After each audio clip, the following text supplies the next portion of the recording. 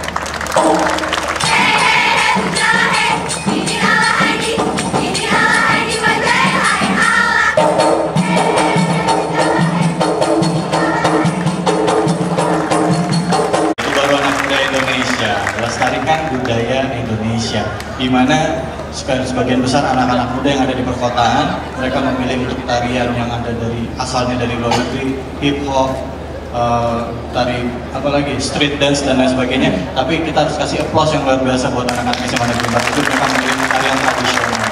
Dan ini satu kebanggaan kita. Bicara mengenai pemuda, tadi Ustadz Solmed sudah berbicara cukup banyak ya, bahwa memang ada di tangan pemuda, seperti Rasulullah SAW juga mengembangkan Islam berada di tangan pemuda. Pada saat itu Sayyidina Umar, Utsman, Ali bin Abi Thalib, subhanallah. Semangat mereka lah yang akhirnya bisa menyatukan dan membuat Islam bisa besar seperti sekarang ini. Nah, tentunya kita akan dengarkan lagi lanjutan tausiah kepada kita, khususnya kaum ibu nih, Bu. Al-jannatu tahta aqdamil ummahat. Surga itu ada di bawah telapak kaki ibu. Gak ada surga di bawah telapak kaki bapak.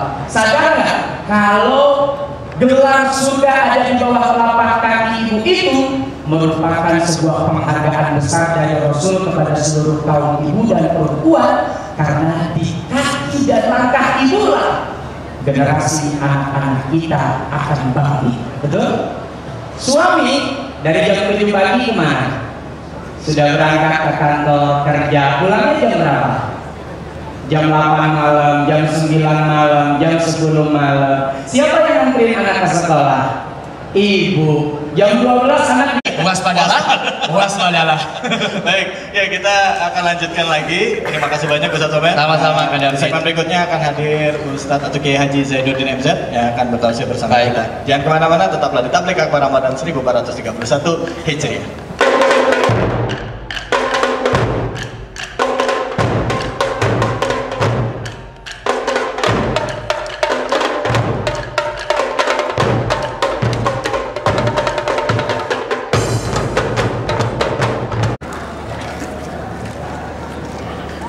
Bapak-bapak, ibu-ibu, untuk kepentingan syuting, ya, di belakang bapak-bapak itu ada kamera, di belakang ibu-ibu juga ada kamera. Ya. Jadi kami mohon jangan ada yang berdiri ya pada saat syuting berlangsung, apalagi sampai menghalangi kamera. Karena kalau sampai menghalangi kamera, kasihan yang di rumah kelihatan apa-apa nanti. Terus nanti seandainya Pak Fauzi Bowo hadir, kalau misalnya kami masih live, kami mohon ditahan dulu kalau mau berdirinya. Setelah ini selesai baru boleh. Seandainya kami sedang live ini, jangan sampai nanti semuanya berdiri nggak kelihatan gambarnya gitu.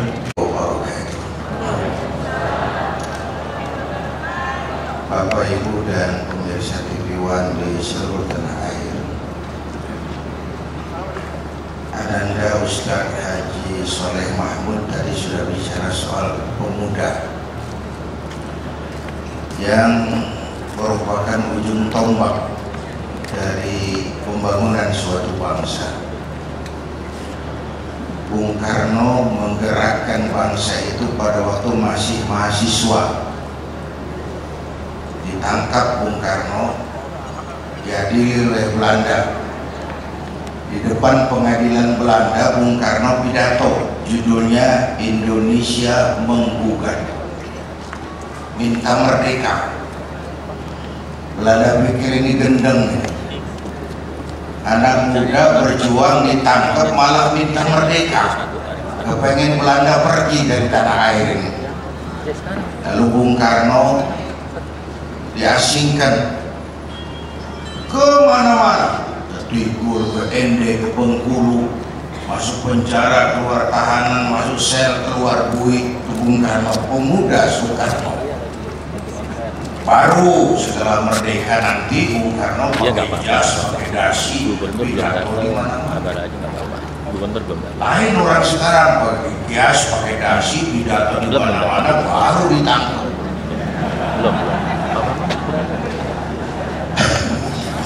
Soekarno ditangkap dulu, dibuang sana, dibuang sini, baru pakai jas, pakai dasi, baru pidato di mana-mana. Dan saudara, hidup memang sekedar nunggu giliran, kan? Yang remaja meningkat jadi dewasa, yang dewasa berangsur tua, yang tua pelan-pelan mundur dari panggung. Hidup sekadar nunggu giliran. Wa tilkal ayyamu nudawiluha bainan nas. Maka sebaiknya bagaimana kita mempersiapkan generasi muda yang akan datang? Pertama, mengambil contoh dari Rasul, kita harus punya generasi yang mampu menghadapi segala cuaca. A man for all season. Wow, saya ketawa nih. Orang yang tahan menghadapi segala situasi, tahan banting. Seperti contoh Bung Karno, Bung Hatta, pemuda-pemuda kita dulu, itu berjuang itu siapnya siap susah. Seperti Rasulullah, lahir ke dunia tidak sempat melihat wajah ayah. Umur 6 tahun ditinggal ibu, umur 9 tahun mengembala kambing, membantu pamannya berniaga ke Syam. Syam itu kan Syria. Tumbuh remaja tidak dalam lingkungan elit dan dimanjakan. Tumbuh remaja tidak dikolokin, nggak dikolokin. Ditempa oleh kesulitan, penderitaan, kepahitan. Biasanya orang kalau biasa susah, tidak ada cara yang baku. Metodologi itu harus selalu sesuai dengan situasi dan kondisi. Yang baku adalah tujuan. Cara, metodologi tentu sesuai dengan situasi dan kondisinya. Tapi saya pikir cara ibu tepat karena ibu tidak memberikan sesuatu yang matang kepada anak, sehingga anak tidak instan. Ada upaya mencari, ada upaya berkreasi, ada upaya kreatif. Dan kelak dengan cara seperti itu si anak tidak cengeng, tidak instan segalanya mau terima beres itu. Saya kira itu jawaban atas pertanyaan tadi. Kemudian saya lanjutkan tentang yang kedua, contoh dari Nabi adalah moral force. Dalam berjuang Rasulullah mengutamakan akhlakul karimah, budi pekerti yang luhur. Ini kan di sekolah kadang-kadang pendidikan budi pekerti agak menurun sekarang, harus kita akui itu.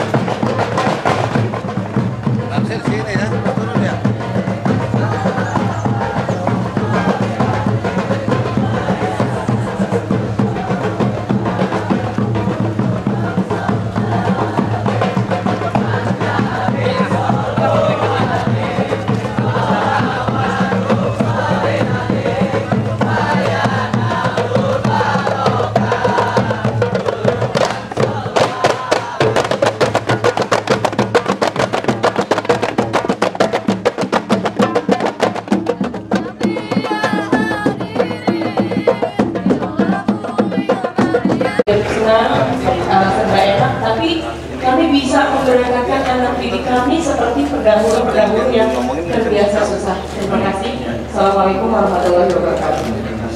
Boleh tepuk tangan, pertanyaannya bagus. Nanti dijawabnya sama Kiai, jangan kemana-mana, tetap di tablik akbar pada forum 431 dia, dan nanti Anda juga kesempatan untuk mendapatkan juga hadiah, ya, melalui kuis bersama di Wali Taqwa. Anda bisa berhubungan di 0217260904.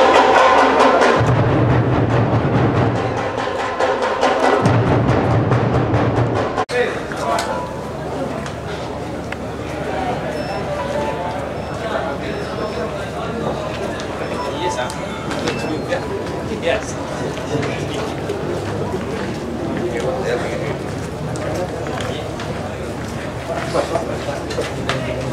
Assalamualaikum warahmatullahi wabarakatuh. Selamat datang kepada Gubernur Provinsi DKI Jakarta, Bapak Dr. Fauzi Bowo.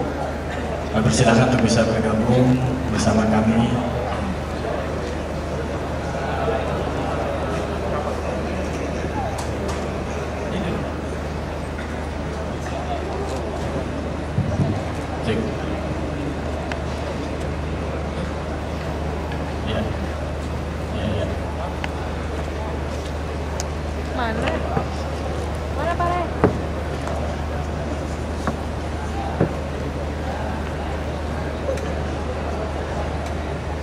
cek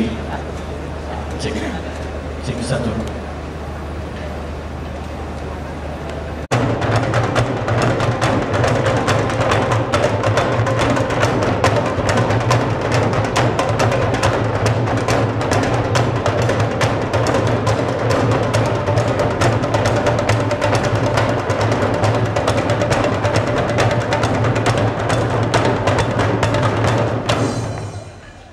Ya, alhamdulillah rabbil alamin, kembali lagi di Tabligh Akbar Ramadan 1431 Hijriah. Bicara mengenai pemuda pastinya tidak lepas juga bicara mengenai pendidikan mental dan karakter dari pemuda itu sendiri. Dan bicara pendidikan pastinya juga ada tanggung jawab orang tua dan guru di sana. Nah, kalau bicara keseluruhannya, pastinya kita tidak bisa juga melepaskan peran penting pemerintah. Bagaimana pemerintah bisa memberikan perhatian khusus dalam hal pendidikan? Kenapa? Karena di tangan pemuda lah generasi muda lah bangsa Indonesia ini ke depannya akan ditentukan. Apakah Indonesia akan menjadi bangsa yang maju atau malah kita akan semakin terbelakang. Nah, pada kesempatan kali ini, pemirsa, alhamdulillah sudah hadir bersama-sama kita Gubernur Provinsi DKI Jakarta, Bapak Fauzi Bowo. Assalamualaikum warahmatullahi wabarakatuh.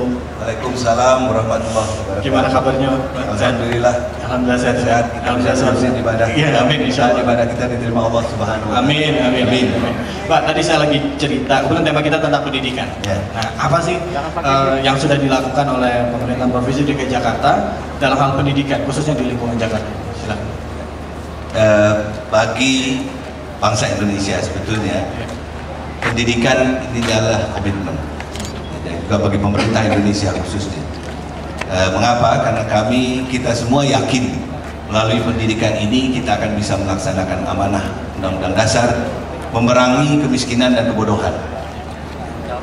Selain daripada itu, Rasulullah juga bersabda kebetulan dalam bulan Ramadan, ya, yang bunyinya al-mu'minun qawiyyu khairun wa habbu minal mu'mini dhaifi wa fi kullin khairin. Artinya apa?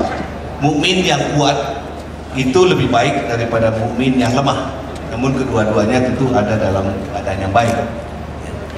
Kuat artinya apa? Kuat pertama berpendidikan. Kuat dalam arti kesejahteraannya. Nah, karena itu ini confirm dengan amanat Undang-Undang Dasar tadi, perangi kemiskinan dan kebodohan.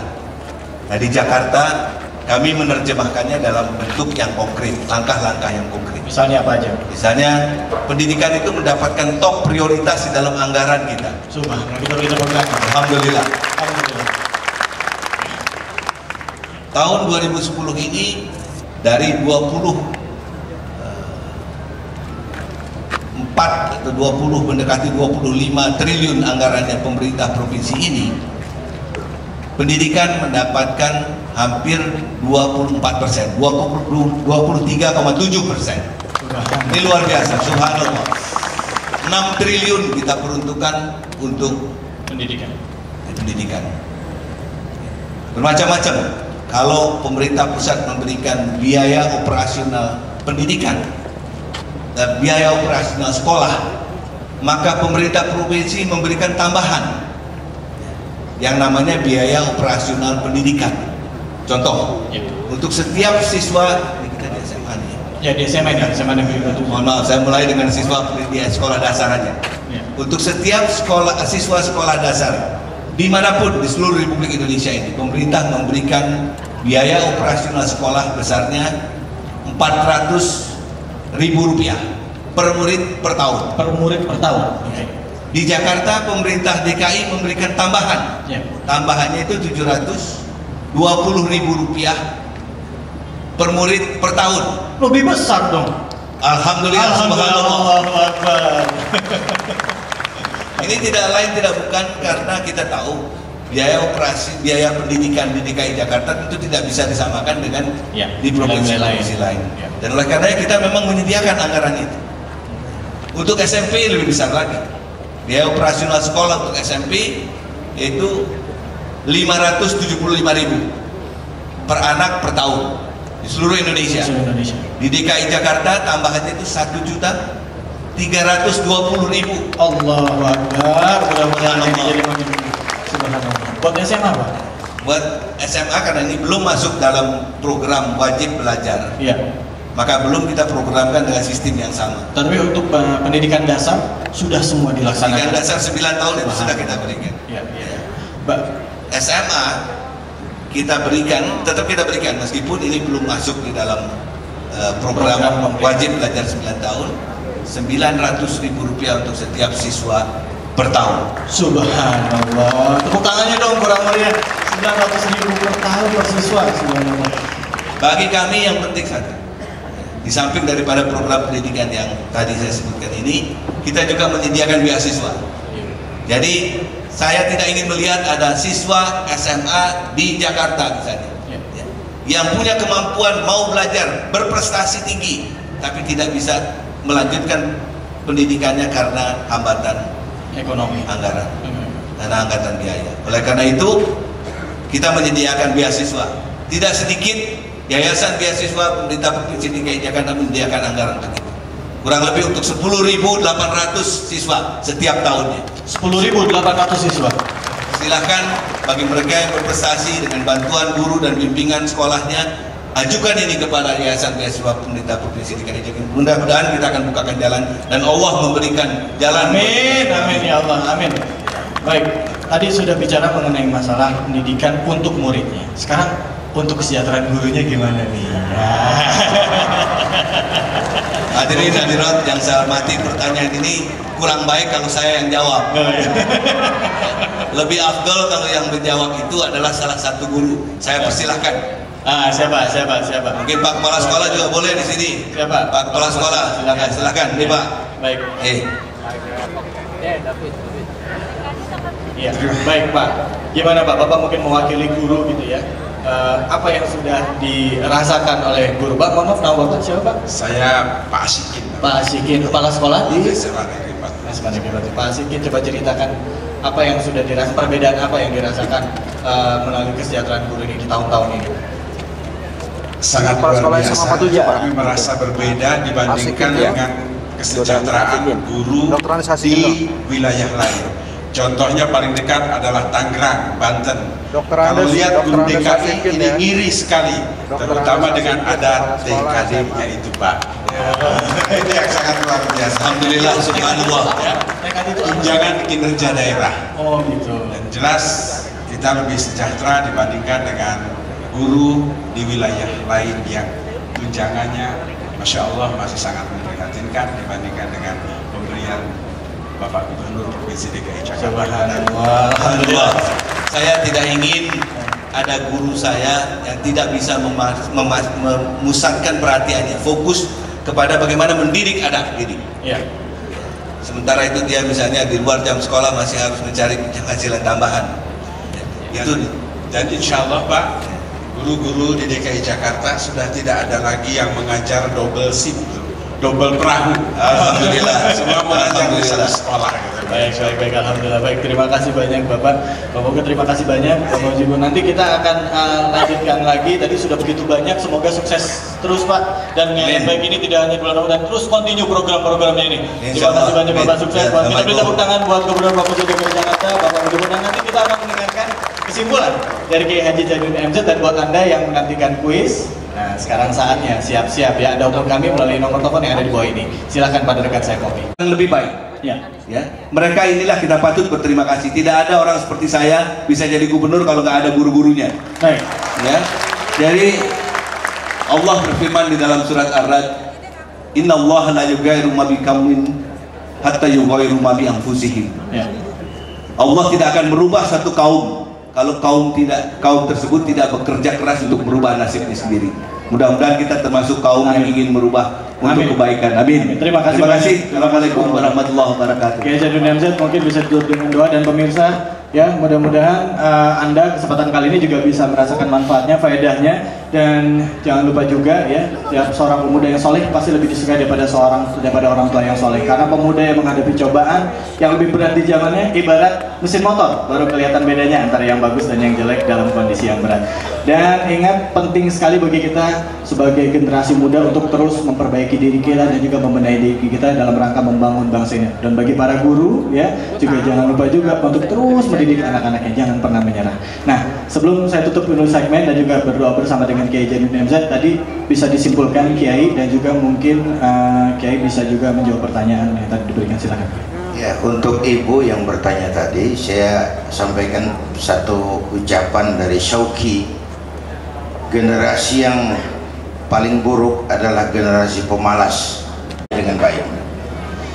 Kemudian yang kedua, kita tentu aplaus dan terima kasih kepada pemerintah DKI atas peranan yang sangat besar dalam dunia pendidikan, sehingga mudah-mudahan pendidikan di DKI mampu menghasilkan anak-anak yang kita harapkan, karena memang rumusnya adalah high quality is high cost. Kualitas yang tinggi, ongkosnya biasanya tinggi ya, itu biasa. Katanya di Jakarta ini yang lillahi ta'ala itu cuma takbiratul ihram, yang lain ada ongkosnya. Tapi memang Rasulullah berpesan, salahu ummati bil ilmi wal mal. Umatku hanya bisa menjadi baik dengan ilmu dan harta. Artinya dengan pendidikan dan ekonomi dan pendidikan. Kita berharap standar ini jadi potret generasi kita ke depan. Selain ada laboratorium fisika, laboratorium bahasa, juga dilengkapi laboratorium rohani, sehingga benar-benar nanti anak-anak kita ikroknya tidak bisa dengan bismi rabbika, baca tapi dengan nama Tuhanmu. Ilmu dilandasi dengan keimanan. Kalau ikrok berpisah dengan bismi rabbika, dia akan brutal, dia akan liar, dan bikin kita jadi liar. Terima kasih. Kita doakan mudah-mudahan Pak Gubernur khususnya dan seluruh keluarga besar Pemda DKI diberikan kekuatan. Nah, Zainuddin biasanya habis pidato jangan kenceng-kenceng. MC juga nggak bercanda. Ya, Kiai silakan tutup dengan doa. Ayo kita berdoa, kita awali dengan Fatihah.